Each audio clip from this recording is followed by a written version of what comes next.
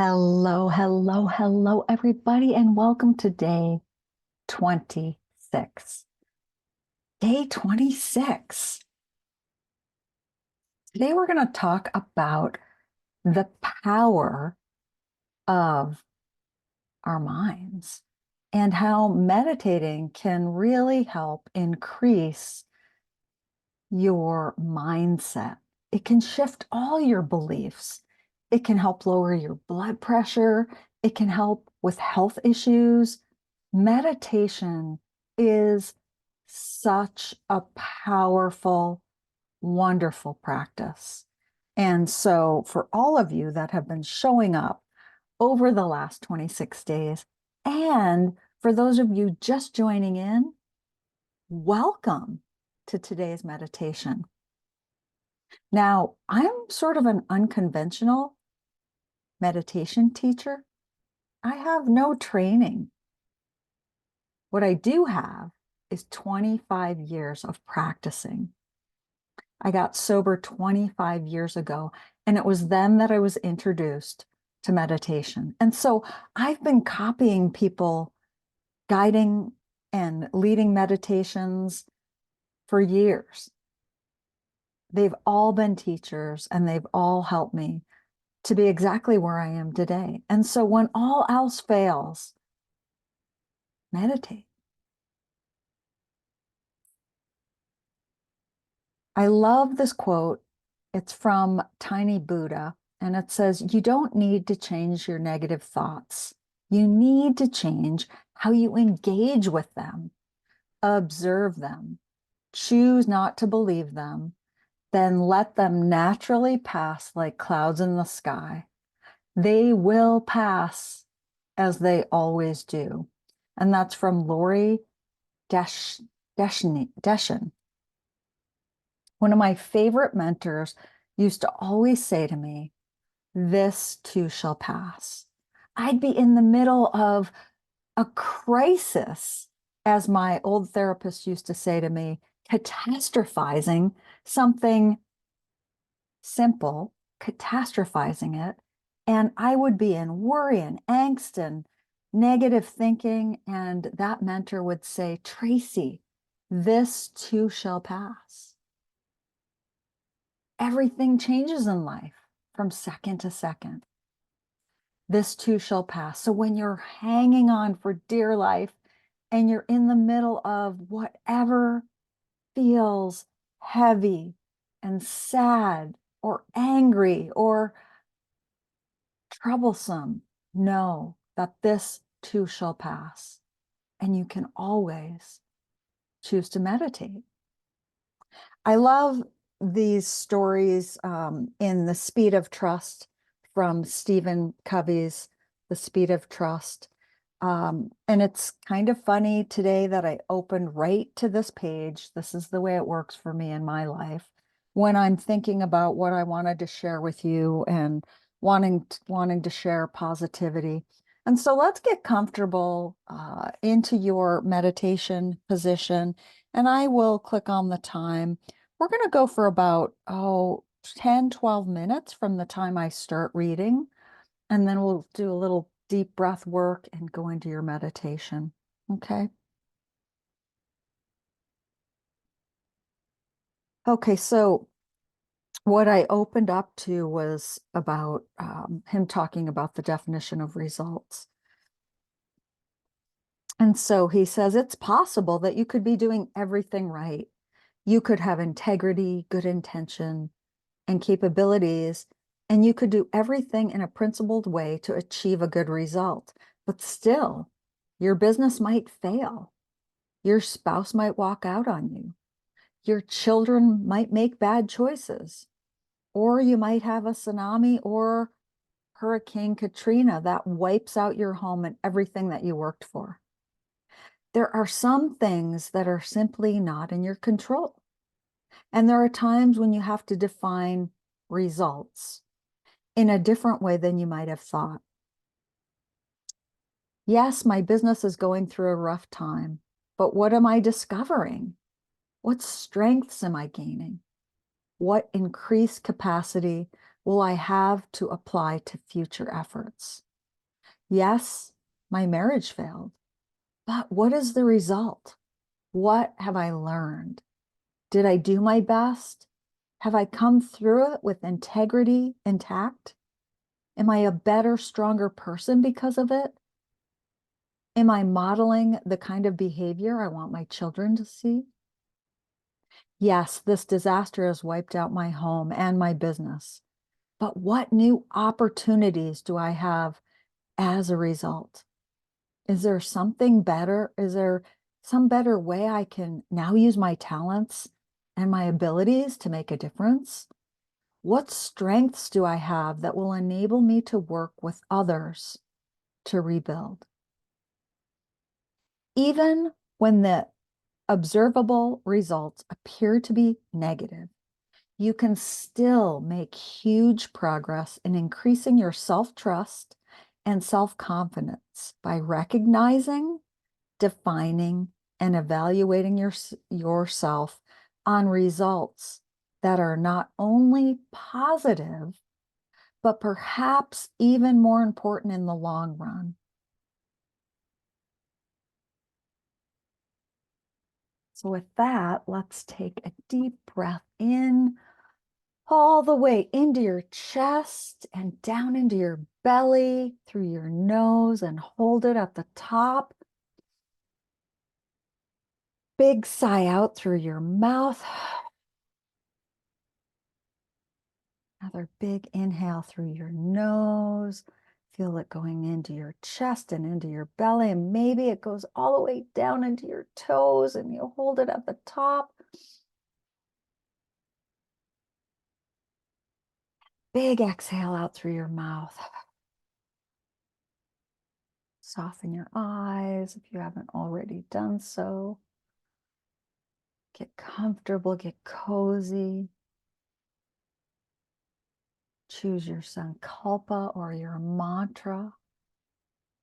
Maybe you've been using the same one throughout all the meditations, or maybe you're going to choose a word from the reading today. Maybe you're going to choose positivity. And so when those thoughts enter and you find yourself attaching to the story of the thoughts, bring it back to your mantra, to your sankalpa, to your word, or to your breath. Let's meditate.